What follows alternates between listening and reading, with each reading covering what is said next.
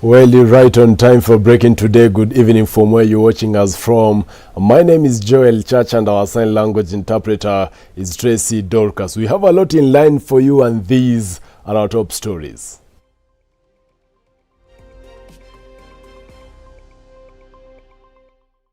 Former Cabinet Minister John Nyaga and Machakos Senator Boniface Kabaka have died due to COVID-19.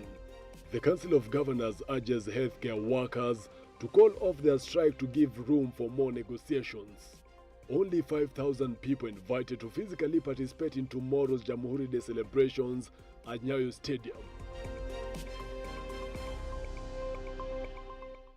This evening we start on a sad note. Ex-minister and politician John Nyaga and Machakos Senator Boniface Kabaka have succumbed to COVID-19. This follows confirmation from both families, although controversy surrounds the death of Senator Kabaka after reports of collapsing at a Kilimani apartment in the company of a school teacher. Today, the country has recorded the loss of 14 patients in total to COVID-19, with 673 testing positive and 325 patients have recovered from the disease. Harry Chimea is preparing the story and we'll be having it in just a few. And remember to text us on 111 444 and I'll be sampling some of your feedback right here. On to other news. An 18-year-old boy in Namanjala village in Trans Nzoia County has been found dead. This is after the police, of course. I understand the police, they shot at the guy in the early morning in what the people claim it is an illicit brew. That's according to the resident. Sebastian Simiyu met his death when he went outside at 6 a.m. to find out why the dogs were barking continuously, only to meet a number of police officers who sprayed him with bullets. Wycliffe Siko has the report from Trans Nzoia County. This picture stands as the lasting memory of Sebastian Simiyu, an 18-year-old first-year student at Kibabii University, with the evidence of the pain he went through before dying in a cold blood laying bare in their compound. Niliamsha kijana yangu afunge umbwa. Kidogo nikaona maaskari wamekuja, nikamjulisha maaskari wamekuja. Sasa kijana alipotoka na wanaanza kupiga marisasi. Ikabidi mimi pia nikimbie nitoroke. Narudi napata kijana ameanguka na wakaenda hivi wakawacha kijana hapa ameanguka. Sisi tukiwa tumetoka tukadhania pia yeye ako na sisi. Wakati wametoka wakienda, sisi kuingia ndani tumepata amelala hapa. Hatujui ameuawa akiwa amekosa nini, kwa sababu hao watu wajaenda na kitu chochote. Na kijana si ati ni mwizi. At 6 a.m. Friday morning, Sebastian was woken up by his father to go and check why their dogs were continuously barking, only to meet a number of police officers who claimed to be searching for illegal brew. Na hii ni kitendo imekuwa ikifanyika kila wakati. Huyu askari anaitwa Mr. Ewoi, Inspector Ewoi. Mimi nimemuonyi mara nyingi nikisema hii mchezo ambayo wao mnafanya kila wakati itakuja kuacha mtu kama amepoteza maisha. Tabia ya maaskari ichunguzwe, tujue hawa watu walipitia kozi gani, sababu kila siku ni kuwa watoto wajanga ambao hawana hatia. Mtoto wangu ni mwanafunzi, anasoma Kibabii University. Nililipa pesa kwa shule. Sasa wameua mtoto wangu. Hiyo pesa nani atanirudishia? Sebastian was shot 4 times on what his younger sister claimed that he pleaded with the police not to pour away his father's source of livelihood. Nilienda hivi, tulikuwa na saba, akaenda akafunga umbwa huko hivyo. Mimi nikakimbia kwa nyumba, maskari wakakuja, tukakimbia kwa nyumba. Saba akaenda kufunga umbwa. Mimi nikasikia nduru, wakati maskari walienda, mimi naenda kuangalia ndugu yangu penye walikuwa wamemshoot risasi na amekufa. Mimi ndo nilimpata wa kwanza. There are claims that his mother was denied an opportunity to record her statement at Namanjala police post, which sparked rage among citizens who engaged the police running battles.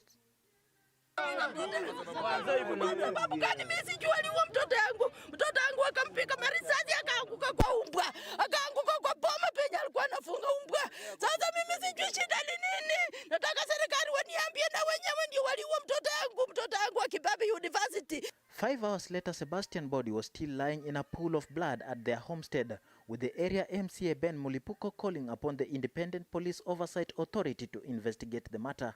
Reporting for Switch TV from Namanjala village, Trans Nzoia County, I'm Wycliffe Siko.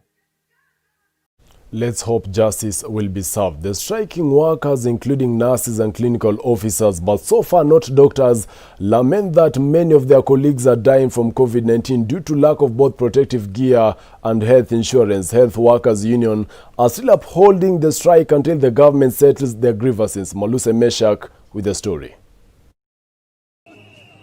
Amid rising coronavirus cases and the deadly toll the pandemic is taking on frontline health workers, Kenyan healthcare staff at public hospitals on Tuesday went on strike, leaving patients hanging. In a special interview with Peterson Wachira, Union Chairperson of Clinical Officers in Kenya, Wachira supported the strike, saying their demand from government has not been settled. Wachira said the government was not serious in addressing concern raised by health workers on war against COVID-19. Kuna mikutano kuanzia Jumatatu, leo ni mkutano wa tatu ambao tunaendelea nayo. Hatujaweza kupata suluhu hadi kwa sasa, lakini tunaendelea na tunatarajia labda tutaweza kupata suluhu kwa haraka ndio tuweze kurejelea, na ndio watu wetu pia wakuwe wanaangaliwa vizuri wanapopigana na hili janga. According to Wachira, counties have enough money to pay the health workers in the country. Instead, the government is putting more efforts on political issues and forgetting the health workers.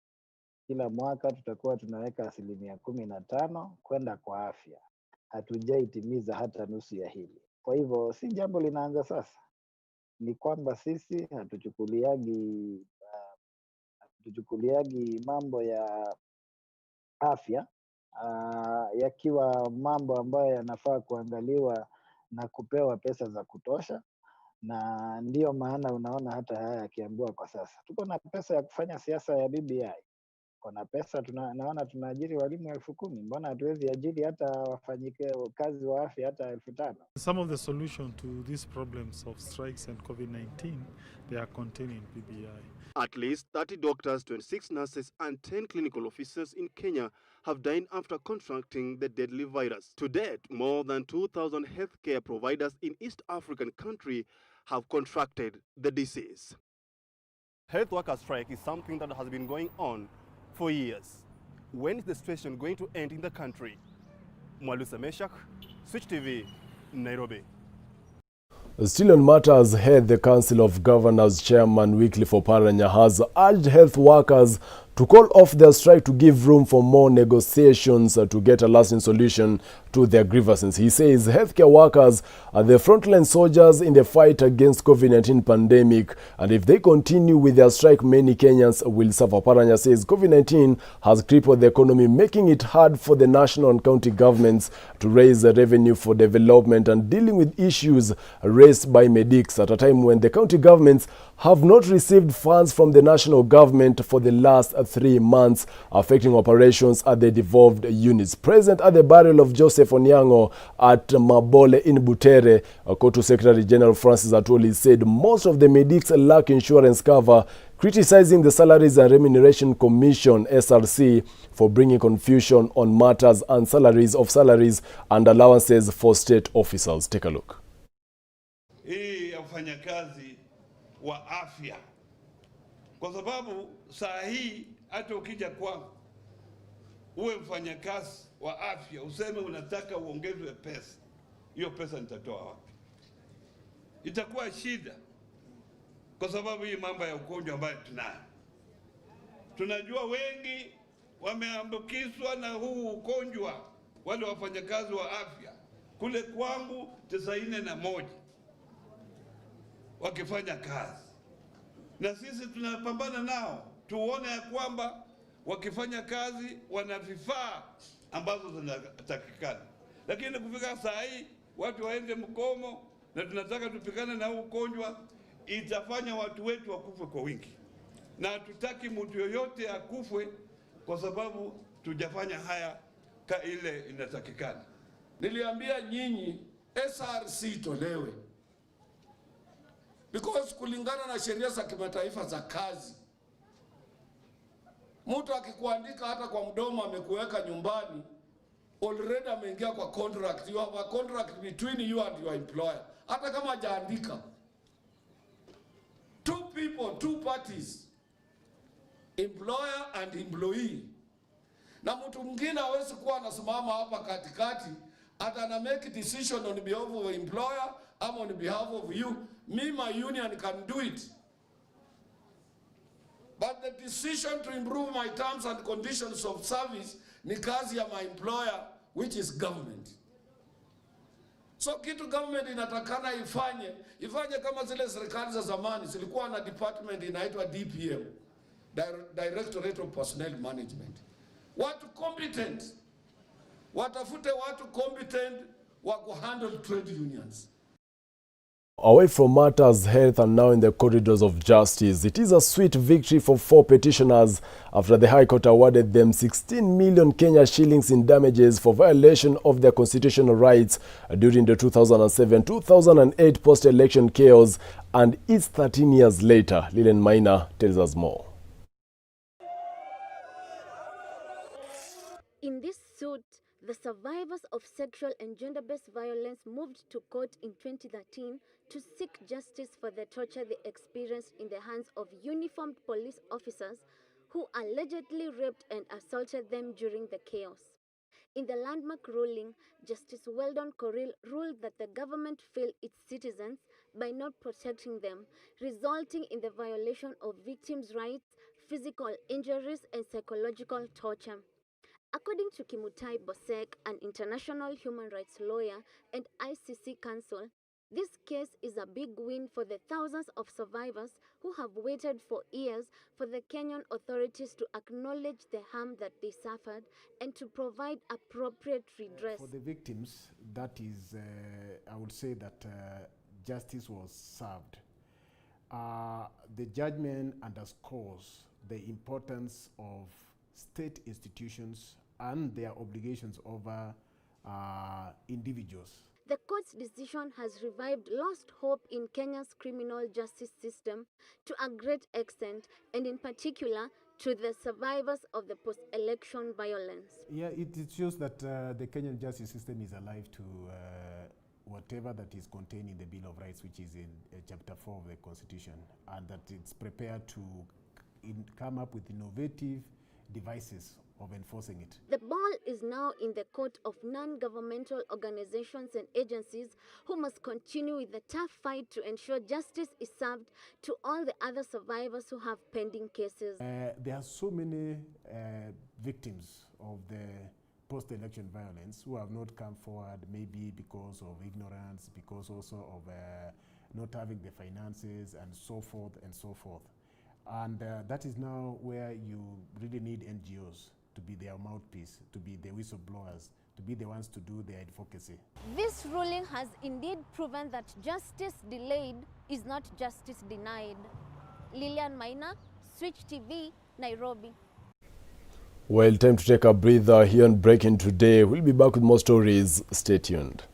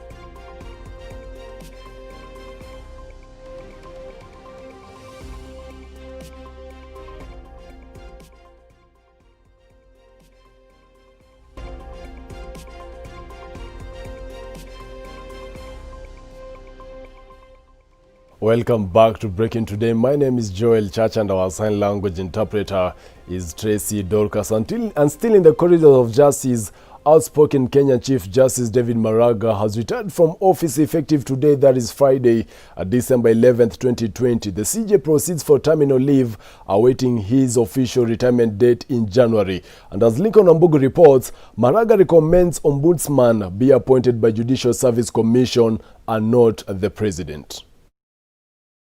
Justice David Maraga has expressed concerns of the Judicial Service Commission regarding the proposal in the Building Bridges Initiative bill about the creation of the Judiciary Ombudsman, who shall be appointed by the President with the approval of the Senate.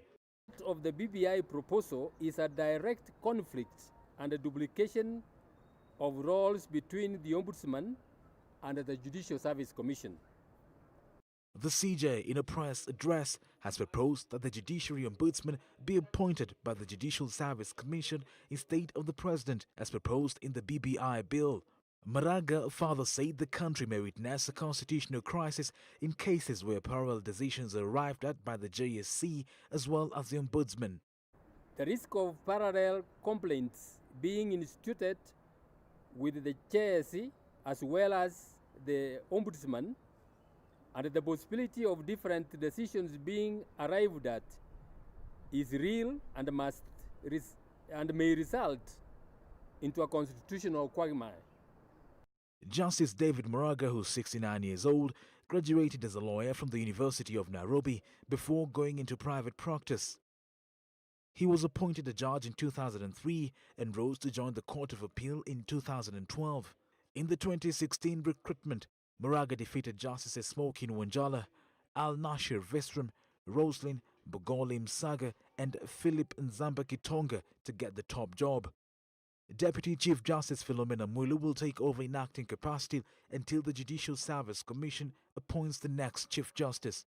Justice Maraga, who sits at the Commission, is expected to proceed on terminal leave on Friday, pending his retirement on January 12, having served as the second Chief Justice under the 2010 Constitution after Justice Willie Mutunga. Reporting for Switch TV, I'm Lincoln Wumbogo.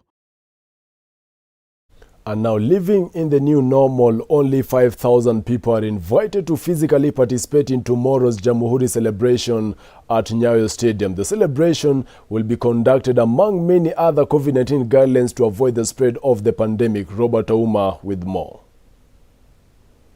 Tomorrow's celebration will mark the 57th annual Jamhuri celebration since independence, but this year things will be different in a bid to hold on to the mitigation measures for COVID-19. Nyayo Stadium has a capacity of 45,000 people, but this has been reduced to 11% of the total capacity for tomorrow's event. What we are going to do tomorrow is that due to those challenges of COVID, we are only going to be having invited guests. So from within Nairobi and the environs, we have invited a total of 5,000 people who are going to be attending this event. And that is the only number that we are going to allow there. The Nairobi County Regional Commissioner, Mr. James Kianda, has said that the Ministry of Information, Communication and Technology has put in place mechanism that will ensure that the function is live and beaming for those not invited to watch on their screens. We have a challenge, we have a problem with our colleagues who are running the bars, especially the drinking points. Majority of them would want to go beyond the stipulated hours.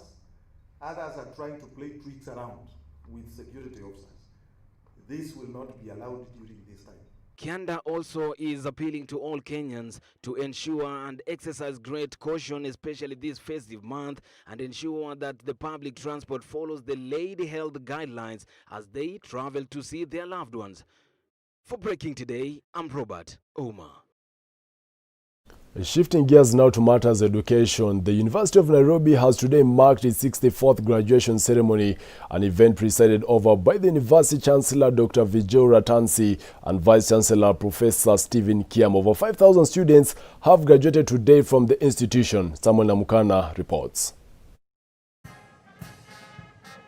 In a colorful event today, over 5,000 students have graduated from the University of Nairobi, just a day after the institution marked its 50 years of academic excellence. It has been quite an interesting journey, and we're glad that we've finally gotten to the end of it and successful at that. I'm the father to a valedictorian girl, Eunice Modoni, so I came here to celebrate this occasion. I feel being a student at the University of Nairobi has been a great opportunity for me. The academic event was led by the University Vice Chancellor, Professor Stephen Kiama, who acknowledged that political influence has been his greatest challenge during his reign.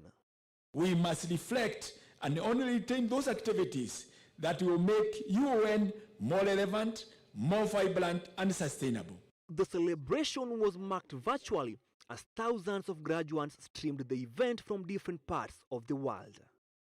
Alumni from 5 different generations were invited to celebrate with the graduating students. It has a very good faculty in terms of the training, in terms of their qualification, also in terms of numbers. Also you find like we don't have any other law school that offers postgraduate studies in Kenya so far. Is that I lived in this university before it was, and when it became, and I'm still here. Several sponsors and partners came on board to support this event. Right from development stage, we will build the construction, the Kwetu accommodations. So during that time, there's an opportunity for our residents to actually take part and be interns if you're doing an engineering course. This is the second virtual graduation, one of the measures set by learning institutions to help curb the spread of COVID-19.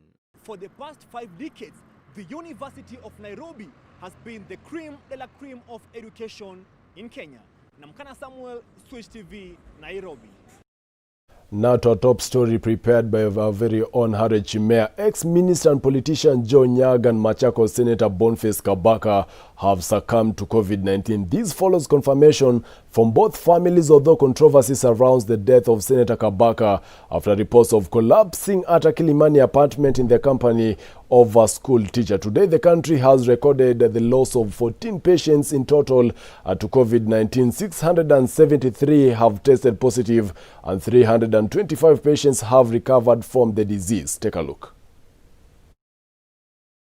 Joe Nyaga, a former Minister of Cooperative Development and presidential candidate in the 2017 general elections, has passed on. The 72-year-old, born in 1948, was also a member of the Orange Democratic Movement's Pentagon in the 2007 general election. He also served as Moi's ambassador to Brussels before being appointed the Chief Executive Officer of Kenya Airways. Nyaga was elected as a Member of Parliament for Gashoka constituency in 1998 and served as a minister in various ministries including the Ministry of Information and Broadcasting, the Ministry of Lands and Settlement. Nyaga is said to have complained of headaches and later tested positive for COVID-19 that led to his demise. Meanwhile, controversy surrounds Senator Kabaka's death after he collapsed in the company of Esther Muli, a teacher, while at an apartment in Kilimani. He was rushed to hospital afterwards to a said health complication. Some reports have stated that he died during an operation to remove blood clots. It was discovered that he had a clot, a blood clot. But they said it was not that serious. What they would do is that they would give him medication to dissolve the clot. Although the family has confirmed that Kabaka succumbed to COVID-19, terming other reports as fake and malicious. And today, at 8:45 a.m., the doctor certified that we have lost our colleague. And now I'm tossing the ball to Cedric Oronje for the latest in the world of sports.